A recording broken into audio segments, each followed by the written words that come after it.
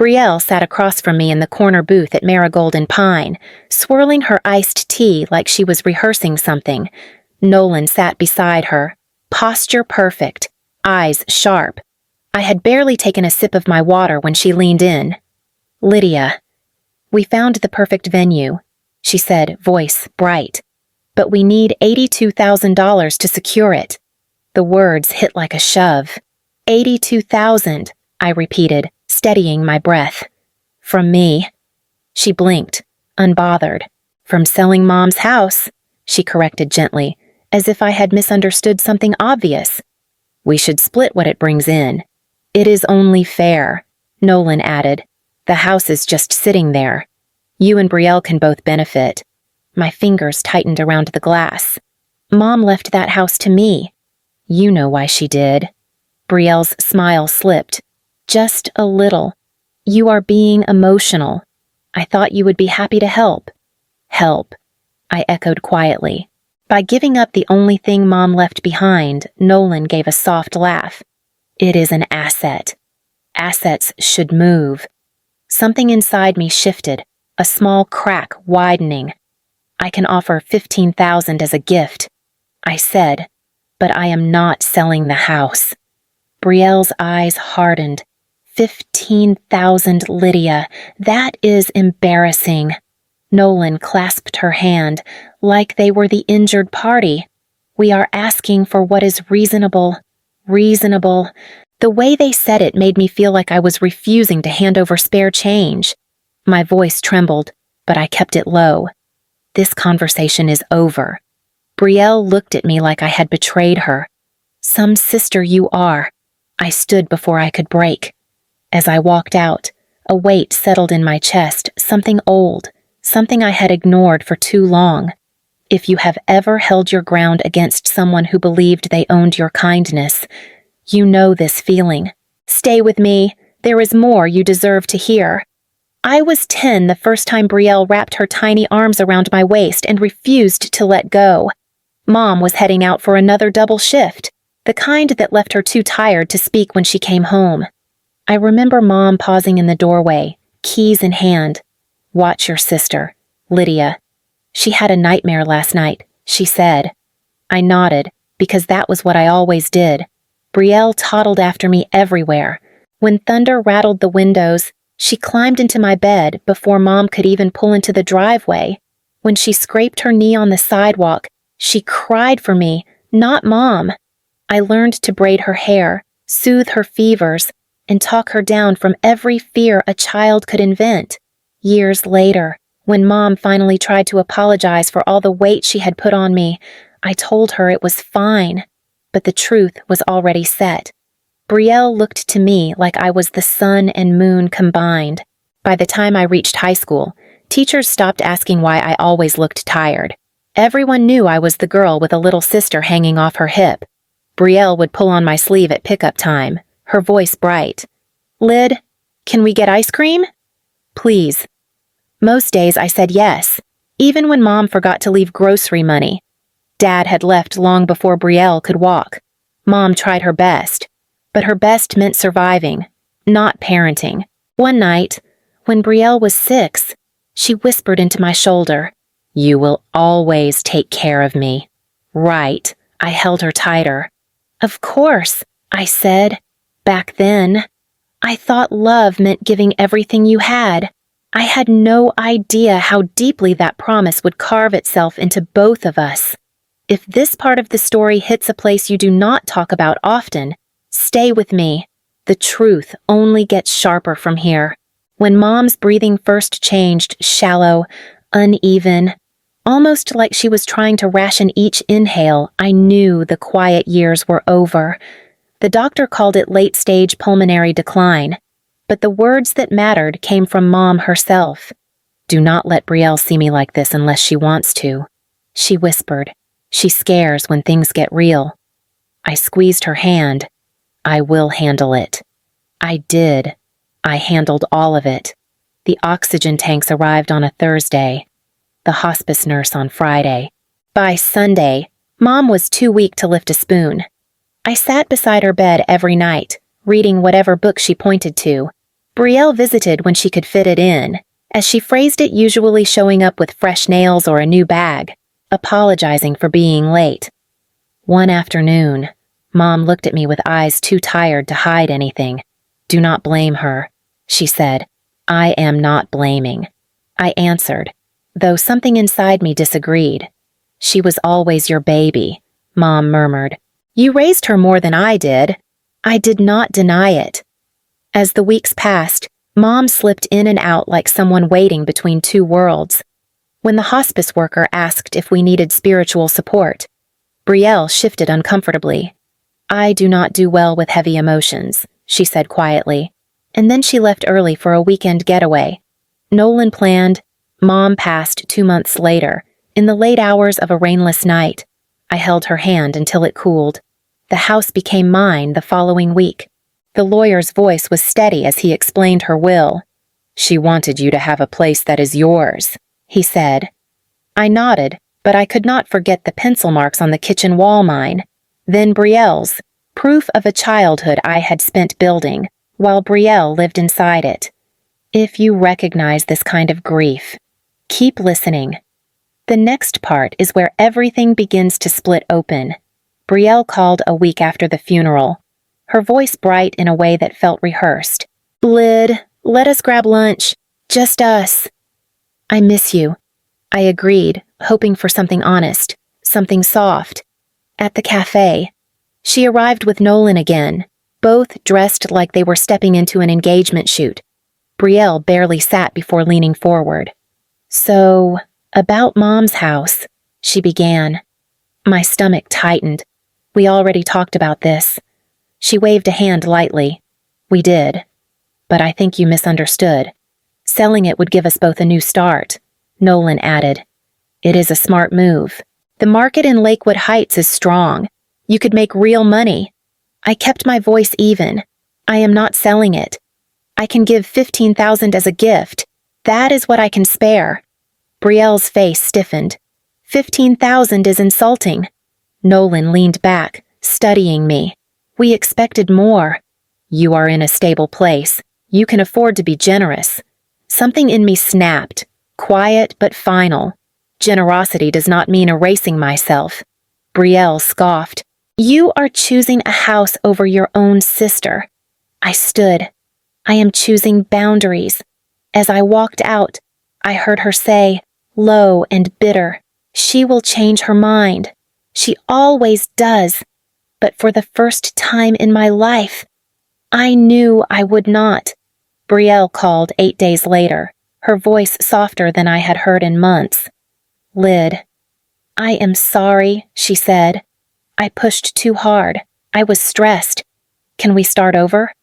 I hesitated, and she rushed on. "I want to take you out for your birthday. Just dinner. Nothing heavy. Nolan will behave, I promise." Ethan looked up from the doorway as I ended the call. "She apologized." "That is what she said." He shook his head. "She never apologizes without an angle." "I know," I admitted, but she sounded sincere. When the evening came, I stood in front of the mirror, smoothing my dress. Ethan watched me carefully. "You do not owe her anything," he said. "I know," I repeated, even though a part of me still wanted to believe Brielle remembered how to be kind. As we walked to the car, Ethan touched my arm. "If anything feels off, we leave. No explaining, no guilt." "I hear you," I said quietly. Still, as we drove toward Marigold and Pine, a small, stubborn hope pressed against my ribs, one that had survived far longer than it should have. Marigold and Pine was quieter than usual, the private dining room set for 4, even though Brielle had said just us.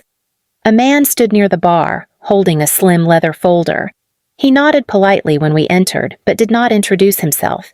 Ethan leaned toward me. "That is a notary," he whispered. My pulse stumbled. Brielle appeared a moment later, smiling too brightly. "Lid, you look gorgeous." Nolan followed, offering Ethan a handshake that lasted a second too long. We sat. The menus had barely touched the table before Nolan cleared his throat. Before dinner starts, we wanted to give you something. He slid a manila envelope toward me, the same calm confidence he used at the last lunch. I did not touch it. You said this was for my birthday. It is, Brielle insisted. It is a chance to put the past behind us. Ethan's jaw tightened. Open it if you want. Lid, but you do not have to. I pulled the flap. Inside was a printed agreement titled Joint Estate Transfer and Management Authorization, and behind it my breath caught was a draft page with a signature that looked like mine. Where did you get this? I asked, my voice suddenly thin. Brielle's smile faltered. It is just a placeholder. The lawyer said drafts sometimes populate with sample signatures. That is a lie, Ethan cut in. Drafts do not autofill forged names. Nolan exhaled, annoyed. Lydia, you are overreacting. This is simply an efficient way to manage the property. Everyone benefits. I am not signing, I said. The notary stepped forward slightly, as if waiting for a cue. Ethan reached into his jacket and set his phone on the table. Screen facing up. I have been recording since we walked in, he said. Everything is backed up. For the first time. Brielle's expression cracked fear, then anger, then something hollow. Turn that off, she snapped. No, Ethan replied. Nolan stood abruptly. This is ridiculous. We are trying to help you. By forging my name, I asked. Silence, heavy and absolute.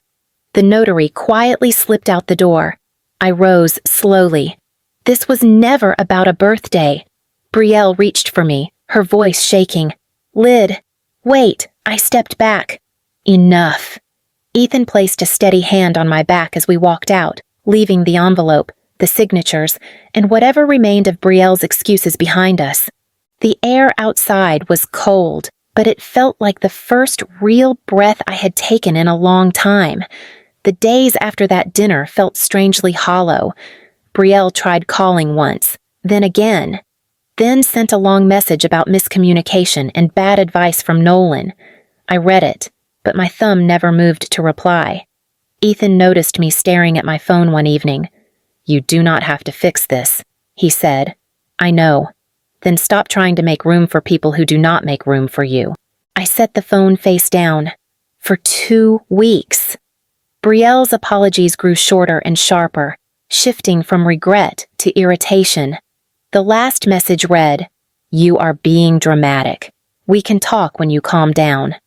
I deleted it. One quiet Sunday. Ethan and I were driving back from the grocery store when I saw the lights strung across the windows of Rosewood Event Hall. Cars lined the curb. Laughter spilled out as the doors opened.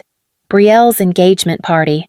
I felt something inside me settle. Not anger, not shock, just certainty. Ethan, I said softly. Pull over. Ethan pulled to the curb, his hands tightening around the wheel. Lydia, think about this. I have been thinking, I said, opening the door. For years. Rosewood Event Hall glowed with warm light, laughter spilling into the night. Inside, guests crowded around a long table draped with flowers and silver. Brielle stood near the center, radiant in a pale dress, accepting compliments like a queen greeting her court. Nolan hovered beside her, polished and proud. Conversations softened as I walked in. Several guests glanced between me and Brielle, unsure of what they were seeing. Brielle's smile froze. Lid, what are you? I will speak for only a moment, I said, raising my voice enough to carry. Then I will leave. Nolan stepped forward. This is not the time. You made the time when you tried to steal my inheritance. I said. A hush swept the room. Before anyone could interrupt, I tapped my phone. Everyone, check your AirDrop. You should be receiving a recording and a photo. Phones buzzed. Guests looked down. A faint murmur rose as Brielle's voice filled the hall. She will sign it. She always signs when I push her. Then Nolan's voice. $15,000 is nothing. She needs to stop being sentimental. Heads lifted, eyes widened. Some guests stepped back from the couple. Nolan swore under his breath. This is taken out of context. It is your context, I said. Brielle's face crumpled. Lid, please, no, I said quietly. Not anymore. Nolan's parents moved first. Their voices clipped. We are withdrawing our $25,000 contribution. We will not support deception. Someone gasped. Chairs scraped. A bridesmaid whispered, Brielle, how could you? I walked toward the exit. No triumph. No rush. Just release. Behind me. The room erupted shock, whispers, questions, but none of it followed me out the door. Ethan was waiting on the sidewalk, and when I reached him, he simply took my hand. 3 days passed before Brielle finally called. The moment I answered, her sobs crashed through the speaker. Lid, please, everything is ruined. Nolan left. His parents think I am a liar. People are saying awful things. You have to fix this. Tell them the recording was altered. It was not altered. I said. You do not get it, she cried. I will lose everything. You tried to take everything from me, I replied, my voice steady. There was a long, trembling pause. I was desperate. I thought you would help. You always help. That is the problem. I said, you counted on me being the same person I was at 10 and 20 and 30, but I am not her anymore. Brielle's voice thinned into panic. Lydia, I need you. I closed my eyes. Mom asked me to protect you. She never asked me to let you destroy me. Please, no, I said, gentle but final. I ended the call and blocked her number. The cottage felt different when I walked in, as if the air had finally stopped holding its breath. I set my keys down and opened the small wooden box Mom left me, the one I had avoided since the funeral. Inside was a folded note in her handwriting. Lydia, your heart is your strength. Do not let anyone turn it into a weakness. Ethan stepped into the doorway. You okay? Yes, I said, surprising myself with how true it felt. I placed the letter on my desk in the old sewing room. The house was quiet, but not empty, more like it was making space for me again. I think I am finally done carrying things that are not mine, I said. Ethan nodded. Good. It is your turn to be held. As I sat at the desk, sunlight warming the edge of Mom's words, I felt the first clean breath of a life that belonged to me. If you have ever stepped out of someone else's shadow and into your own, stay with stories like this. There is more strength in you than you think, and I hope you keep walking with me.